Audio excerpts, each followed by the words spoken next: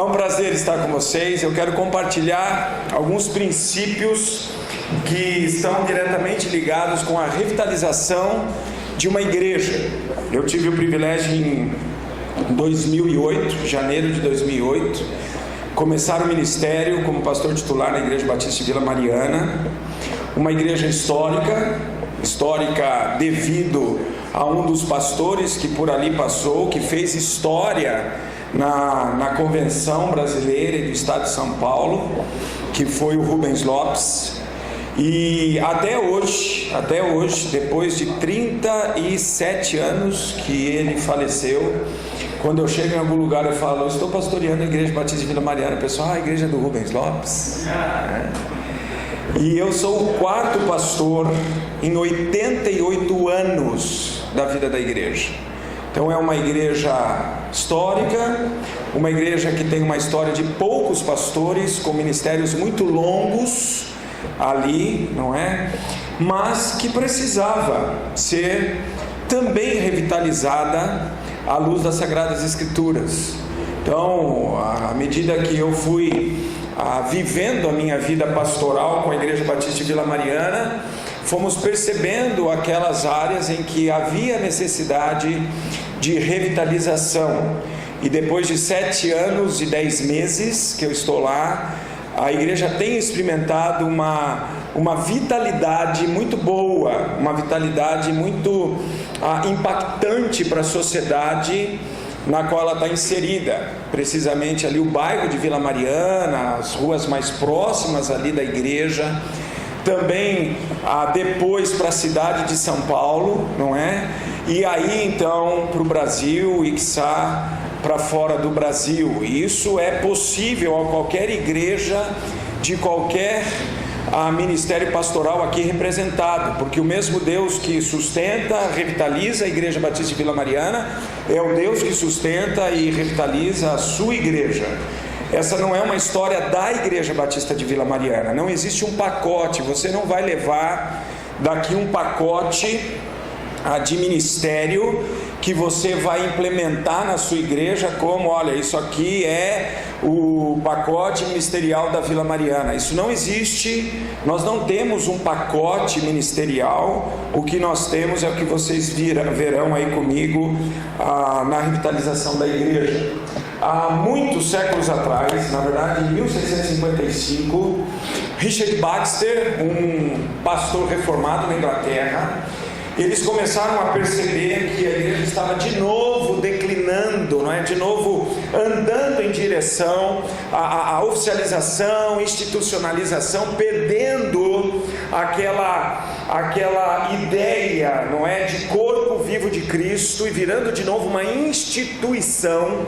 Então Richard Baxter convidou pastores, eles fizeram um concílio, só que ele não pôde ir porque ele ficou muito doente. E ele escreveu uma carta para aqueles pastores que estavam se reunindo em concílio, dizendo o que ele entendia ser a função dos pastores e o que os pastores deveriam fazer com as igrejas na Inglaterra para que houvesse uma revitalização. E você tem um livro hoje chamado Pastor Aprovado, tem da editora Pes e tem uma outra editora que agora editou esse livro também. É um excelente livro, um livro que foi escrito em 1655, mas que é muito atual para os nossos dias aqui no Brasil. E num determinado momento do livro, Richard Baxter diz o seguinte para nós pastores: rogo-lhes encarecidamente, em nome de Deus e por amor às almas dos seus rebanhos, que não exerçam o seu ministério descuidada e superficialmente. Isso tem a ver com revitalização da igreja. Nós somos chamados para ser pastores. Então eu serei pastor. No momento em que eu começo a pulverizar isso, eu acabo por não exercer um ministério com a força de Deus, com o poder de Deus para revitalizar a igreja. E aí eu acabo trazendo as consequências e os resultados que isso pode gerar para nós. O Lourenço falou, eu terminei uma pós-graduação de pedagogia empresarial, mas para ajudar e revitalizar os empresários gerentes, executivos da Igreja Batista de Vila Mariana, que estão fazendo diferença no mundo corporativo em nome do Senhor. É impressionante o que alguns empresários e executivos estão alcançando nas suas empresas para a glória de Deus, e muitos indivíduos que não entrariam numa igreja por um convite, eles estão vindo para a igreja porque esses homens estão mostrando no seu trabalho que a palavra de Deus tem a resposta. Aliás, isso foi o que aconteceu na minha sala de aula na pós-graduação. Eu sempre me apresentei como pastor e os professores perguntavam: o que o pastor está fazendo nesta pós-graduação de pedagogia empresarial? E eu dizia para os meus professores que eu estava lá para me preparar melhor, não é?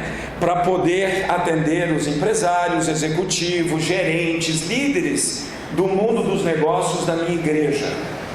E Deus me deu a oportunidade de mostrar para professores pagãos, professores que estão muito distantes da vontade de Deus, a palavra de Deus e como a Bíblia respondeu e revitaliza, inclusive, não é, a igreja lá no mundo corporativo, a igreja no mundo dos negócios, a igreja na faculdade, a igreja no colégio e assim por diante. Então, há alguns princípios que são muito importantes para que nós observemos. Primeiro princípio que nós temos aplicado na Igreja Batista de Vila Mariana, que tem revitalizado a igreja, é a pregação expositiva. Mas pregação expositiva mesmo. O que muitas vezes a gente tem observado é que alguns pregadores, não sei se é o caso de vocês, não conheço, na verdade, aqui as suas exposições, tá bom? Vou falar de outros pregadores, embora alguns batistas, mas outros, ok? A sensação que nós temos é que as pessoas pensam estar expondo as Sagradas Escrituras, mas não estão. Já tive a experiência de ouvir: olha, estou expondo Apocalipse, então eu vou lá, ou vou na igreja, ou vejo pela internet a exposição, e expõe-se tudo menos Apocalipse. Então nós precisamos tomar cuidado, porque é a palavra de Deus. Isso está em Salmo 119, 25, 28, 51 e assim por diante, que é a palavra de Deus que vivifica. É uma outra palavra para revitalizar. Então eu preciso expor a Bíblia de forma bíblico-teológica. Então eu preciso saber se aqueles textos que eu vou pregar, ele está diretamente ligado à teologia do livro. Todo livro bíblico tem uma teologia que precisa ser respeitada, que precisa ser conhecida por mim e por você, de maneira que quando eu pregar aquele texto, eu pregar aquela perícope, que são os parágrafos que nós encontramos no texto, ou seja, o livro todo, eu tenho que respeitar a teologia bíblica que Deus imprimiu naquele texto. Eu não tenho o direito de usar o texto como uma base para uma interpretação pessoal minha. O único dever que eu tenho e você tem como pregador, como expositor, é pregar a palavra de Deus. E Deus com isso vai honrar a nossa pregação, porque ela é feita para a glória dele e vai revitalizar a igreja. Tenho recebido pessoas na igreja, e a pergunta que nós fazemos é: por que você está vindo aqui para a Igreja Batista de Vila Mariana? E na maioria das vezes a resposta é: porque aqui a gente está ouvindo Bíblia. Então isso é muito importante. Nós precisamos valorizar isso, e isso custa muito. Horas e horas da nossa semana em preparo, em estudo, em buscar hermeneuticamente e exegeticamente o sentido da sentença, das palavras, das conjugações verbais. Eu me lembro, não é batista esse, não é? Mas um pastor, que inclusive tem falado um monte de heresia por aí nos últimos tempos, e ele disse assim uma vez: eu estou ficando bom nesse negócio de pregação, porque agora eu só demoro 15 minutos para prepará-la. Isso é exatamente o contrário do que a palavra de Deus nos aconselha. O que a Bíblia diz que é para as minhas ovelhas e as suas ovelhas nos considerarem dignos de dobradas honras para aqueles que se fadigam no ensino. É uma canseira, desgasta, toma tempo, porque eu preciso de fato me convencer de que aquilo que eu vou falar na minha igreja de fato é a palavra de Deus. Por anos nós ouvimos muito, lemos em livros que não era possível chegarmos ao sentido original da palavra. Já ouviu isso? Eu não acredito nisso, porque senão Deus é desonesto conosco, porque Ele diz: prega a palavra, quer seja oportuno, quer não. Se Ele quer que eu pregue a palavra, é por meio de um estudo bíblico-teológico, hermenêutico, exegeticamente correto, na dependência do Espírito Santo de Deus. Eu vou sim chegar, eu chegarei sim ao sentido do texto original, e vou pregar o texto que Deus quer que eu pregue, para a glória dEle, para que Ele seja glorificado, exaltado, conhecido, e então Ele, através disso, vai revitalizar a vida das nossas ovelhas. É impressionante como isso tem acontecido lá em Vila Mariana. É impressionante como as pessoas na Igreja Batista de Vila Mariana gostam, querem e necessitam ouvir a palavra de Deus. Nós tivemos uma vez de casais e convidei um preletor, colega meu, e não sei por que cargas d'água, como diz na minha terra, ele acha que quis ganhar o grupo, e a primeira sessão da mensagem dele foi apenas contos, histórias, algumas muito engraçadas de fato, que nós vimos muito, mas foram contos, histórias. Terminou essa primeira sessão, a liderança de casais da minha igreja, do Ministério de Casais e Família, me chamou. Eu fui para uma salinha que tinha no hotel, que é a sala lá da logística do retiro, e eles disseram assim para mim: pastor, o senhor pode falar para o pregador pregar a Bíblia para nós? Nós queremos ouvir a Bíblia. Olha só, isso são ovelhas que deram risada como eu dei, curtiram como eu curti, mas fora insuficiente, porque eles querem ouvir a Bíblia, porque é a Bíblia que alimenta. Eles aprenderam. Quando a gente vai para um restaurante e a comida é boa, você não volta para lá? Voltamos. Eu não sou muito de inovações em restaurante. Minha esposa já gosta de experimentar, então ela sempre diz assim: podemos experimentar tal restaurante? Eu falo podemos, depois que eu conseguir alguma informação sobre ele. Então eu pergunto lá, alguém já comeu em tal restaurante? Ah não, a comida é boa, pastor, pode ir, vale a pena. Vamos lá experimentar. Por quê? Porque eu não quero correr o risco de entrar num restaurante, gastar o tempo da minha refeição e o dinheiro da refeição e comer uma comida ruim. Quando eu e você precisamos fazer campanhas para a igreja vir para o culto, isso é um péssimo sinal para o nosso ministério. As pessoas precisam estar sedentas a virem para o culto, porque lá elas ouvirão a palavra de Deus. Mas não só no culto. Exposição bíblica tem sido a implementação e aplicação dos aconselhamentos da Igreja Batista de Vila Mariana. Nós temos experimentado uma revitalização de vidas através de aconselhamento bíblico. Cura de depressão, síndrome do pânico, distúrbio bipolar. O que você imaginar tem aparecido lá. Estou assumindo um caso, a menininha de 9 anos de idade, que tem vício em pornografia. 9 anos de idade. Conselho tutelar, o médico da igreja atendeu, o conselho tutelar orientou que precisa de um aconselhamento o médico disse: vou mandar para a minha igreja, para os pastores que aconselham na igreja, o conselho tutelar chancelou, ótimo, pode mandar. E a palavra de Deus, eu tenho plena convicção, irá transformar a vida dessa menininha de 9 anos e vai ensiná-la que o prazer dela está do Senhor e não na pornografia. Isso é exposição bíblica. Nas visitações, quando visitamos, eu e todos os demais pastores e diáconos da igreja, nós vamos para essas casas e expõe-se a Bíblia.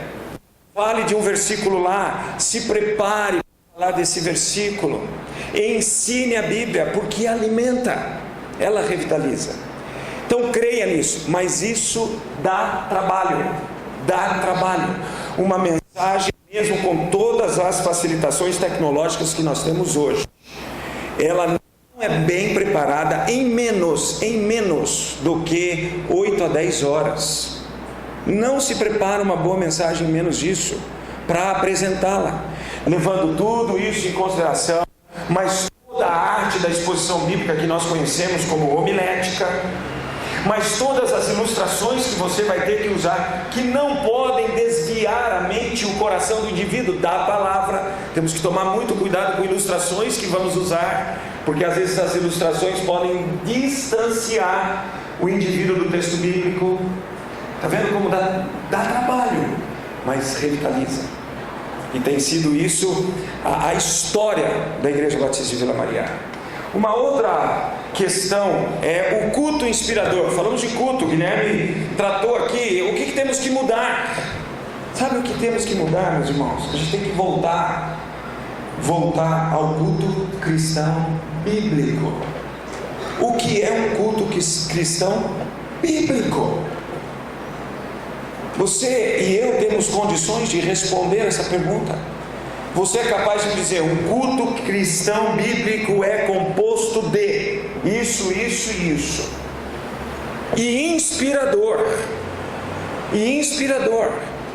Precisamos fugir, sim, dessa ideia de que o louvor na nossa igreja tem que agradar os indivíduos. O louvor na Bíblia agrada a Deus. E do momento em que a minha igreja entende que um culto inspirador não é um culto legalzão, que um culto inspirador não é um culto onde eu saio, não é, do culto agradado porque o culto foi legal, o louvor teve, aquela quentura, aquela ebulência. Isso está errado, isso não é bíblico. O culto inspirador é aquele culto que observa os princípios bíblicos, e então ele é inspirador porque o Espírito Santo tem a ver com aquilo que está acontecendo, não é? E ele também é composto de princípios bíblicos para o culto cristão. Nós temos aprendido lá na igreja que 3 sacrifícios precisam ser observados num culto cristão. O primeiro deles está em Romanos capítulo 12. Rogo-vos, pois, irmãos, pelas misericórdias de Deus, que vos apresenteis com os vossos corpos como sacrifício vivo, santo e agradável a Deus, que é o vosso culto racional. Palavra lógico, não é? O que é um sacrifício vivo? A palavra ali é a palavra zoé. Não é eu estar de corpo presente. Isso seria um sacrifício bios. O que é a palavra zoé? É o meu corpo, a minha mente, o meu coração, a minha alma, o meu entendimento, a minha força. Agora vai adorar a Deus. Mas não é isso que a Bíblia diz. Ama o Senhor teu Deus de todo o teu, de toda a tua e de toda a tua. Jesus redita isso nos evangelhos e coloca de todo o seu também entendimento. É isso. A igreja precisa aprender isso. O que é um sacrifício santo? O que significa a palavra hagios, que é a palavra para santo? Eu preciso aprender que quando eu entro para prestar culto de ações de graças a Deus, eu preciso estar limpo pela graça de Deus. Eu preciso ter tratado dos meus problemas em casa com os meus cônjuges, com os meus filhos. Eu preciso ter tratado do meu pecado diante de Deus, porque eu estou chegando para me reunir como igreja. O que também é um princípio, Hebreus 10:25, a nossa igreja precisa ouvir isso, que faltar da igreja não é uma questão de escolha da pós-modernidade, é uma questão de obediência à palavra de Deus. Hebreus 10:25 diz: de congregar costume de alguns, a fim de que vocês, quanto mais vede que o tempo se aproxima. Nós estamos vendo, a primeira palestra do Guilherme foi para lidar com situações que nós enfrentamos por causa dos últimos tempos. Ok? A Bíblia diz lá em 2 Timóteo capítulo 3, os últimos dias seriam difíceis de administrar, é a palavra. É isso que nós fazemos, por isso que nós tivemos que ouvir a primeira palestra. E aí vem uma série de desvirtudes que nós enfrentamos. Não é? Mais amigos dos prazeres do que de Deus. Nossas trocam um dia ensolarado desse num domingo para ir na piscina no clube, a estar na igreja adorando, ouvindo a palavra de Deus em santidade. Não é assim? Eles podem ir depois, na tarde. Deixa a tarde livre, não faça nenhum trabalho na tarde no domingo, faz durante a semana com a igreja. Mas eles podem ir à tarde para a piscina, fiquem a tarde toda lá, façam um churrasco no clube, mas no nosso caso às 18 horas esteja de volta, porque nós estamos prestando um culto em sacrifício vivo, santo e agradável. O que é um sacrifício agradável? Salmo 51 responde para mim e para você no versículo 17. Sacrifício agradável a Deus é um coração contrito e compungido. Se nós não fizermos morrer a nossa natureza terrena, dentre elas orgulho, altivez, vontade própria para prestar culto a Deus, eu não estou oferecendo esse sacrifício. Que a igreja aprende muito. Segundo o sacrifício que nós descobrimos na Bíblia, que é um culto cristão, é o louvor. Está lá em Hebreus capítulo 13. Ofereçamos sacrifício de louvor a Deus. Eu costumo perguntar para a minha igreja: por que a gente canta aqui? Que é legal cantar? Vai cantar com Luan Santana. Luan Santana faz um sucesso lascado. Nós cantamos aqui porque é gostosinho cantar? Não, é porque é um sacrifício. E às vezes eu falo para alguns jovens e adolescentes que estão lutando em cantar hinos. É sacrifício, gente. Deus não disse que é algo agradável. Sacrifício dói, sacrifício queima, sacrifício consome. Sacrifício. E temos observado também que num culto cristão, no sacrifício de louvor, precisa-se ter hinos, salmos e cânticos espirituais. Não é isso que a Bíblia diz? É só você estudar lá. Você vai descobrir o que são salmos, o que são hinos e o que são cânticos espirituais. Em Efésios 5:19 e Colossenses capítulo 3:16. Então, à medida que o culto vai se tornando um inspirador, que agrada a Deus, agrada a Jesus e agrada ao Espírito Santo, que opera nas nossas vidas de maneira que apresentemos um culto que glorifica a Deus, que exalta a Deus. E se eu estou imbuído a fazer isso, logicamente Deus vai trabalhar com a minha alma e com o meu coração, e será um momento edificante para nós. E o terceiro sacrifício, esse é o que dói mais, esse machuca, esse queima, está lá em Filipenses capítulo 4. Aroma suave, sacrifício aprazível a Deus são as nossas ofertas. Precisamos ensinar que isso faz parte de um culto cristão. Na nossa igreja temos os gasofilácios, como aprendido que é um momento de adoração e exaltação. Mesmo que seja mais fácil para o indivíduo depositar o dízimo e oferta, ele é motivado, animado, encorajado a pegar o recibo do depósito que ele fez, botar no envelope, e naquele momento em que estamos cantando, porque é para fazer com alegria, que estamos adorando, porque é adoração ao Senhor, ele vem até lá à frente, em adoração, dita no gasofilácio. Nós temos ensinado isso, para que a igreja aprenda que isso é parte de um culto cristão, e tira da mente do indivíduo que ele está dando dinheiro para uma igreja. Nós não estamos dando dinheiro para a igreja. Quando eu entrego os meus dízimos e as minhas ofertas ao Senhor, não estou dando dinheiro para a igreja. Eu estou honrando a esse Deus que é suficiente para mim, que supre as minhas necessidades, e disse: me adorem e me honrem com sacrifício de aroma suave, na entrega em adoração dos seus dízimos e ofertas. Isso é culto inspirador. E você vê crianças, você vê jovens, você vê adultos, você vê anciãos adorando ao Senhor ali. Tem uma história linda, você vê como é inspirador. É um menininho da nossa igreja. Ele nasceu no Japão. Ele veio para cá com o diagnóstico de ser autista. Foi para o aconselhamento. O aconselhamento olhou para a Bíblia, analisou o caso dele à luz das Sagradas Escrituras. Ele não tem autismo nada. Hoje vive plenamente, estuda inclusive no colégio lá que temos, na igreja. E esse menininho estava guardando dinheiro para comprar um Lego. Ele tem 9 anos de idade, não, 7 anos de idade. Compraram um Lego. Teve um passeio na escola, no colégio, e a mãe disse: olha, não dá para você fazer o passeio a não ser que você use o dinheiro que você está guardando para o Lego. E ele disse: não, então eu não vou no passeio, que eu estou guardando dinheiro para o Lego. Não vou no passeio. Não foi no passeio.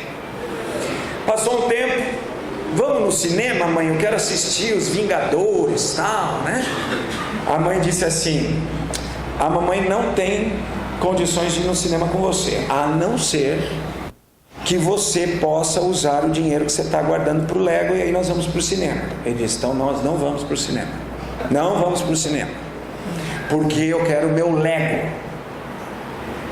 No culto infantil, inspirador também, lá no culto infantil, ele ouviu lá sobre missões, e ouviu que missionário muitas vezes tem necessidade, o que o dinheiro em missões alcança. Sabe qual foi a decisão desse menininho? Ele entregou todo o dinheiro do Lego para missões. Sabe o que é isso? Isso é Deus revitalizando uma igreja. É Deus usando a história desse menininho de 7 anos para impactar a minha vida como pastor e a vida de todas as ovelhas da igreja a entenderem que isso é um sacrifício de aroma suave ao Senhor. Foi um sacrifício, mas Ele fez acontecer. Então a revitalização, ela começa a tomar todos os segmentos. Outro princípio também que nós temos é a disciplina bíblica na igreja local. Nós ficamos com medo de disciplinar as pessoas agora. Há um medo de disciplinar filhos. Aliás, existem alguns subterfúgios que a gente nem sequer pensa e interage, que são antibíblicos. Já ouviu falar do cantinho do pensamento para criança? Põe ele lá no cantinho do pensamento e deixa ele pensando no que ele fez. Já ouviu falar isso? O que a Bíblia diz que está ligado ao coração da criança? Há 3 chances: sabedoria, bom entendimento e estutícia. Qual é? Estutícia. E eu boto uma criança num cantinho de pensamento para ele pensar o quê? O que ele vai pensar? Estutícia. Por isso que a Bíblia não tem essa proposta. Qual é a proposta da Bíblia? É o uso da vara corretamente. Eu sou contra a violência infantil. Tem lá no nosso site um artigo que eu escrevi contra a violência infantil. Somos veementemente contra. Nós somos contra o uso de chinelo, cinta.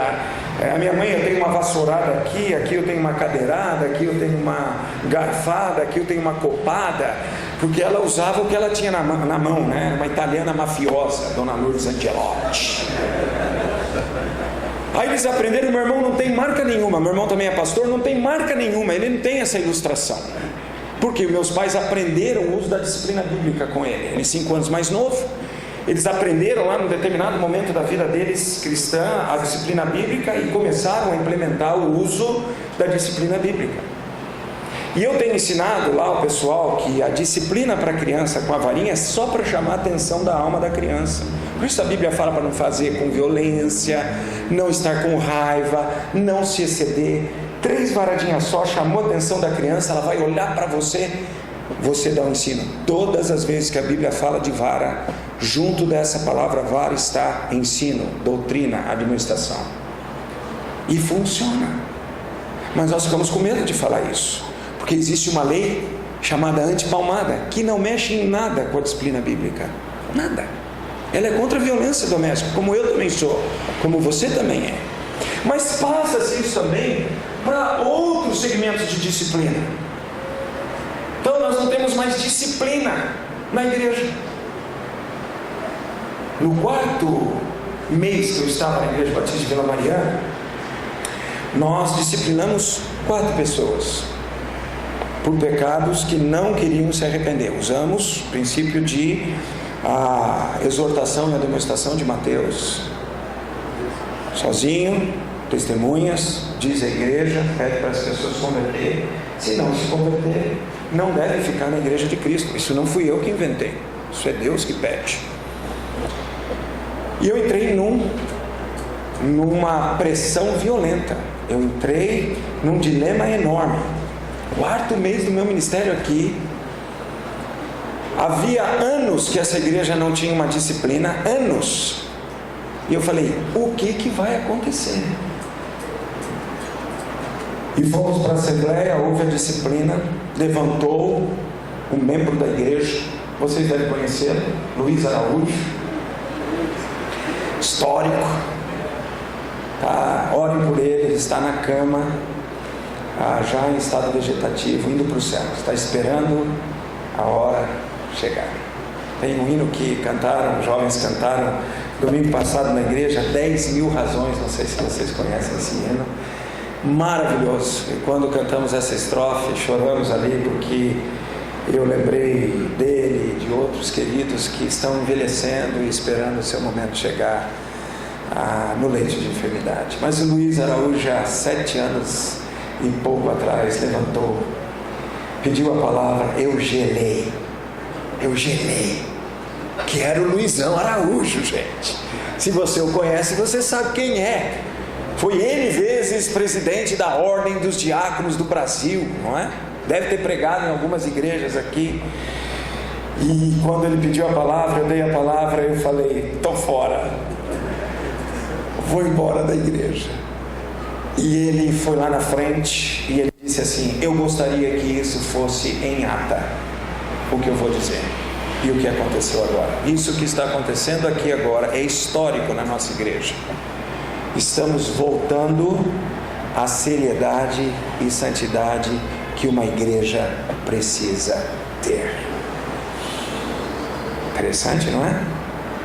Eu achando, com todos os meus medos e covardias, achando que eu ia sofrer, e pessoas que são colunas da Igreja Batista de Vila Mariana, por sua fidelidade e lealdade a Deus, por anos a fios, décadas a fios, estavam exatamente esperando que Deus usasse de disciplina em busca da santidade de Deus. Agora, é verdade que disciplina também envolve perdão. Se houve a confrontação e houve arrependimento, perdoados estão em nome do Senhor Jesus. E ponto final. Então não existe esse negócio de cortar o camarada da ceia. Onde que a gente vê isso na Bíblia? Está de disciplina, não toma ceia por 3 meses. Onde está na Bíblia isso? Não canta no coral. Onde está na Bíblia? Qual a diferença dele cantar no coral e cantar na comunidade para Deus? Há uma diferença? Nenhuma, meus irmãos. Nós criamos situações. Isso eu acho que tem que mudar na pós-modernidade. Essas coisas precisam mudar. não é? Porque não há princípio bíblico para isso. O princípio bíblico é admoesta. Lá a palavra em português é argue. Vai lá e admoesta. Se arrependeu, está arrependido em nome de Jesus, está perdoado, vamos em frente. Não se arrependeu, testemunhas. Se arrependeu, está perdoado em nome de Jesus pelas testemunhas, vamos em frente. Não se arrependeu, diz a igreja. Foi para a igreja, se arrependeu, está perdoado. Vamos em frente. Então temos que lembrar também que fazemos isso com toda a mansidão e gentileza, como diz Gálatas capítulo 6, ok? Outro princípio, grupos pequenos. Nossa igreja é uma igreja grande, nós temos 1.100 membros, agora domingo vai ter 30 batismos, então 1.130, não é? E é muita gente. Eu não conheço a minha igreja, assim, nominalmente, conheço a igreja, sei que é da minha igreja, mas nominalmente é muito difícil. As pessoas não se conhecem. O indivíduo que senta aqui na frente, lá na Vila Mariana, e um que senta do meio para trás, acaba o culto, sai, nunca se encontraram. Uma vez, logo que eu cheguei, tinha um rapaz que fazia 42 anos que estava na igreja, e uma senhora há 17, e eles precisavam conversar entre eles, devido a uma administração eclesiástica lá que teve, e eu falei, a senhora pode conversar com tal pessoa? E ela disse, quem é essa pessoa? Eu falei, não é possível. Ele só está 42 anos na igreja, essa pessoa. 42 anos? Eu não sei quem é. Aí cheguei para o indivíduo que estava 42 anos e perguntei assim, você conhece tal pessoa? Se referindo à mulher? Ele disse, quem é? Não conheço. Ela está só 17 anos na igreja. Por quê? Um sentava na frente, outro do meio para trás, sai, outro que sentou do meio para trás, já chegou na casa dele. Aí essa pessoa está saindo me cumprimentando na porta da igreja. Nunca se encontra. Como é que se encontra? Como é que uma igreja dessa se conforta, se anima? Grupos pequenos. Impressionante os resultados de crescimento no conhecimento do Senhor, na sua graça e misericórdia, no relacionamento de pessoas.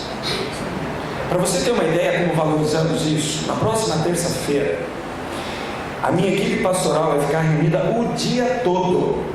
O dia todo, não vamos atender ninguém, a secretária lá da igreja já está avisada, os outros ministérios avisados. O dia todo, todos os pastores da igreja, eu tenho pastores para todos os segmentos. Departamento infantil tem um pastor, juventude tem um pastor, adolescentes, jovens casais e terceira idade. E o pastor de evangelismo, missões e congregações. Nós vamos estar sentados o dia todo, porque nós vamos colocar num documento o que é a visão, missão, valores e processo de desenvolvimento de pequenos grupos na Igreja Batista de Vila Mariana. Porque é dessa forma que a comunhão saudável, o estudo bíblico vai acontecer de forma muito mais efetiva e prática na vida dos crentes da Igreja Batista de Vila Mariana.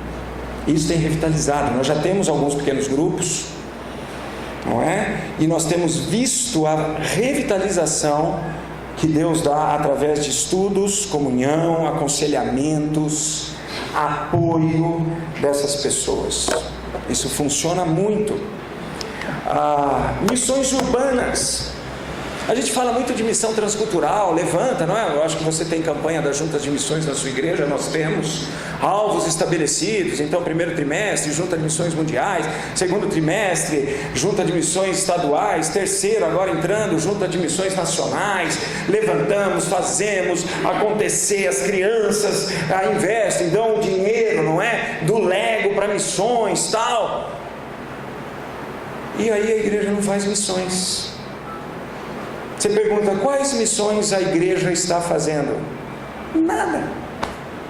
Envolvimento de missões da igreja é apenas com a campanha das juntas de missões da convenção. Está errado. Quando tem, né? Quando tem. Não, a nossa igreja precisa fazer missões urbanas. Aliás, a igreja é uma missão urbana. Precisamos incutir isso no coração da igreja. Então você vai fazer missões urbanas, vai cumprir a grande comissão de maneira corajosa e criativa. Eu tenho jovens da minha igreja que estudam no Etapa. Até que hora que eu posso falar aqui? Para depois das perguntas? Já acabou o tempo? 10 minutos. Eu tenho jovens que estudam ali no Etapa, na Rua Vergueira, ali perto da igreja. Tem uns 10 jovens da igreja que estão fazendo cursinho ali para vestibular. Dentre eles tem a minha filha, que está lá. Esses jovens se reuniram com outros jovens do Etapa e não conseguiram uma sala para se reunir. O Etapa não deu. O Etapa falou: não vou dar sala para esse tipo de reunião, vocês podem se reunir no pátio aí. O que eles fazem? Uns 30 deles sentam no pátio, no chão, tomam o seu lanche juntos ali no horário de intervalo e estudam a Bíblia. E eles começaram a fazer disso uma missão dentro do Etapa. Sabe o que está acontecendo? Funcionários do Etapa estão passando por esse grupo e dizendo assim. Outro dia minha filha foi abordada pela tia lá, ela deu o nome, a tia Zona lá, legal. A tia foi lá e disse assim: por favor, vocês podem orar pela minha família? E falou, o filho dela está envolvido com drogas e tal. E ela disse assim: não conta nada para o coordenador, tá bom? Isso é missões urbanas a lá irmão André, ok? O agente secreto de Deus. Não, o coordenador descobriu, e o coordenador agora está dando maior apoio para esse grupo, porque ele está vendo que outros jovens que estavam dispersos estão chegando no grupo, inclusive homoafetivos, que nós ouvimos aqui, e que estão ouvindo a palavra de Deus, e esses jovens estão dizendo: olha, a sua escolha sexual é contra a vontade de Deus, o que Deus quer é que você seja homem ou mulher, por isso você nasceu homem e mulher.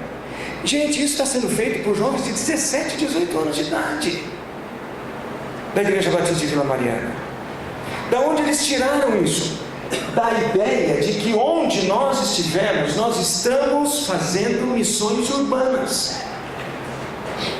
Outro dia eu liguei para uma coordenadora que tem lá na igreja, para orar com ela, está passando algumas questões familiares, e ela é coordenadora de uma ETEC aqui em São Paulo.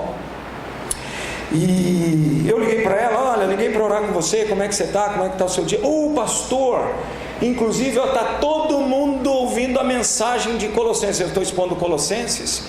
Ela liga o computador dela, mete a mensagem em alto, e todos os amigos e colegas da coordenação que estão na sala ali, ouvem a mensagem. Isso é missão urbana. Isso é missão urbana. Empresários estão parando meia hora o trabalho no escritório, no chão de fábrica, e orando pelos seus funcionários e dizendo: se você tiver algum problema na família, com filhos, me procure, eu quero ajudar você em nome de Jesus. Executivos de multinacionais estão dizendo isso. Outro dia um indivíduo apareceu na minha vida e falou: eu trabalho em tal lugar, e esse lugar é o lugar onde eu tenho um executivo na igreja que é presidente dessa empresa. E eu disse: é mesmo? Eu conheço o presidente da sua empresa. Ele falou: você conhece? Deu o nome dele. Eu falei: conheço. Eu não falei que era da minha igreja. Eu falei: como é que é ele como presidente? Só para ouvir. Sabe o que eu ouvi? Ele é uma bênção, pastor. Ele é uma bênção. Esse é o presidente que todo colaborador gostaria de ter. Ele vai até a gente. Se ele vê que a nossa fisionomia está decaída, ele pergunta: você tem algum problema? Eu posso orar por você? E depois eu falei: esse cara é da nossa igreja. Ele é dessa igreja. Então, missões urbanas, isso revitaliza. Sabe por quê?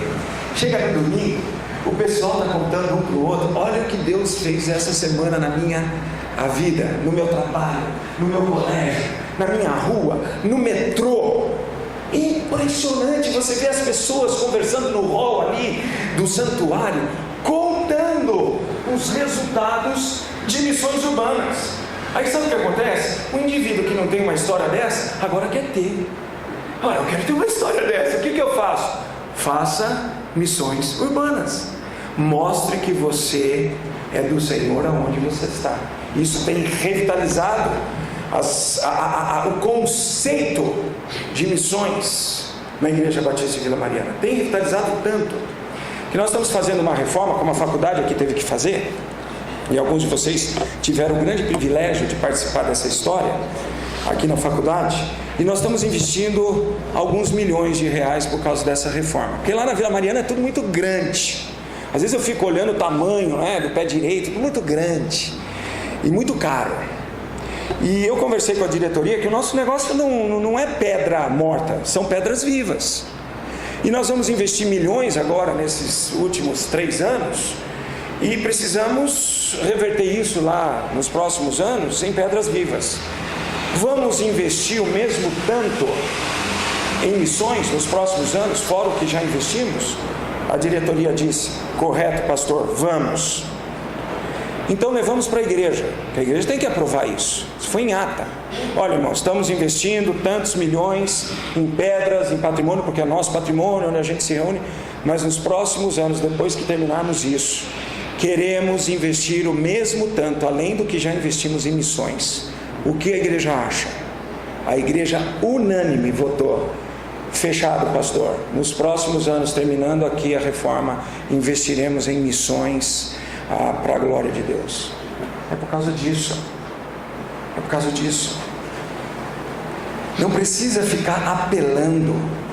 Eu não preciso ficar, e nem você, com termômetros lá na frente da igreja. Lembra disso? Eu participei disso na minha infância, na minha adolescência, juventude, que a gente tem que fazer um termômetro lá para ir chamando a atenção da igreja. Não, nós temos que revitalizar a igreja no que diz respeito à visão de missões. Treinamento de líderes. A gente fala tanto disso nos nossos dias, mas a gente treina líderes. Nós estamos de fato imbuídos em treinar liderança para o futuro. Cada um de vocês está treinando um líder, cada um dos seus líderes tem treinado um outro líder. Isso precisa acontecer. Então, um treinamento de liderança que apoie, capacite, apoie, motive e amadureça indivíduos no desenvolvimento do ministério através do uso correto dos seus dons. A sua igreja sabe o dom que ela tem? Dona Maria sabe qual é o dom dela? Seu José sabe qual é o dom dele? Marcelinho sabe qual é o dom dele, que Deus deu para ele desenvolver na igreja? O seu ancião, o seu jovem, sua criança sabe se já se converteu? Ela tem um dom. Qual é o dom que Deus deu para ela? Ajude-os a descobrirem, e então comecem a usar essas pessoas nos seus ou com os seus devidos dons. Isso revitaliza o trabalho na igreja e capacita a liderança. Você vai ter sempre liderança capacitada lá na igreja. E ministério multifamiliar. Eu tenho um privilégio, certo? A minha igreja consegue sustentar pastor para criança, pastor para juventude, pastor para jovens casais, pastor para casal, pastor para terceira idade, pastor para missões, evangelismo e congregações. Graças ao bom Deus temos recursos para isso, mas pode ser que você não tenha. Você não precisa de pastor para cada área, mas você precisa treinar líderes para o departamento infantil, e uma pessoa, um casal, alguém que vai entender que aquilo lá é um ministério pastoril dele, e ele vai investir naquele departamento, assim como nos jovens, assim como nos jovens casais, assim como em todos os departamentos. Quando uma família chega na Igreja Batista de Vila Mariana, ela encontra um ministério para toda a família, desde o nenezinho até o bisavô. E imediatamente eles são apresentados, no nosso caso, ao pastor da área, e ele então já localiza essa pessoa em um pequeno grupo daquela área, em programas daquela área e tudo mais. O pastor de terceira idade ia estar comigo aqui hoje de manhã. Não pôde vir porque teve que correr, porque ele está com um programa na terceira idade, e ele teve que administrar uma questão do programa, porque ele estava esperando um número de pessoas e triplicou o número de pessoas para o programa. Revitalização. Agora percebe, tudo isso aqui está na Bíblia. Toda vez está aqui, um texto bíblico onde nós aprendemos esse princípio, e esse princípio ele está sendo usado por Deus para a revitalização da igreja. E último, formação de uma equipe que capacite e promova a maturidade cristã. Quem são as pessoas que fazem parte da sua equipe ministerial? Não precisa ser pastores auxiliares, mas quem é o seu, são os diáconos da sua igreja? Como que você tem determinado, levantado, instituído o corpo diaconal na sua igreja? E olha, irmãos, eu tenho visto nas igrejas batistas, acho que 40% delas agora, foi a última estatística que eu ouvi, não sei se comprova, não sei se você sabe, Lourenço ou alguém aqui saiba, mas que estão destituindo o corpo diaconal das suas igrejas. Meus irmãos, a igreja neotestamentária, ela tem 2 oficiais que precisam ser ouvidos: os presbíteros e os diáconos. Nós não podemos fazer isso, porque se você fizer isso, a sua igreja deixa de ser neotestamentária. Eu tenho batido nisso. Isso está lá em Timóteo, isso está em Filipenses, está em Romanos, está por todo o Novo Testamento. E na maioria das vezes, o que eu tenho ouvido é que isso tem acontecido porque o corpo diaconal é um problema, e tem corpo diaconal que é um problema mesmo. E por isso você, como pastor, tem que ter a autoridade, o direito e o dever de compor um corpo diaconal que será uma bênção e não uma maldição para a igreja. Então, quem são os meus diáconos? Então, quando eu cheguei lá na igreja, não há eleição de diácono na minha igreja. O que há é reconhecimento, porque isso é Bíblia. A Bíblia não fala de eleição, fala de levantamento de diáconos, e precisam ser reconhecidos nas qualificações, e a igreja então reconhece o diácono. Tivemos agora a consagração de 18 novos diáconos da igreja, uma grande bênção para a Igreja Batista de Vila Mariana, uma grande bênção para o departamento infantil, o departamento de anciãos. Quem é o conselho da igreja que você tem? Quem são as pessoas que aconselham você? Multidão de conselheiros. Dentre esses precisam ter homens e mulheres nesses conselhos. É muito importante a opinião da mulher na igreja. Cuidado para não interpretar errado lá 1 Coríntios capítulo 14, 1 Timóteo 2, né? Mas isso aqui, essa formação de uma equipe de liderança aqui, que capacite e promova a maturidade cristã. É isso que nós temos vivido lá na Igreja Batista de Vila Mariana.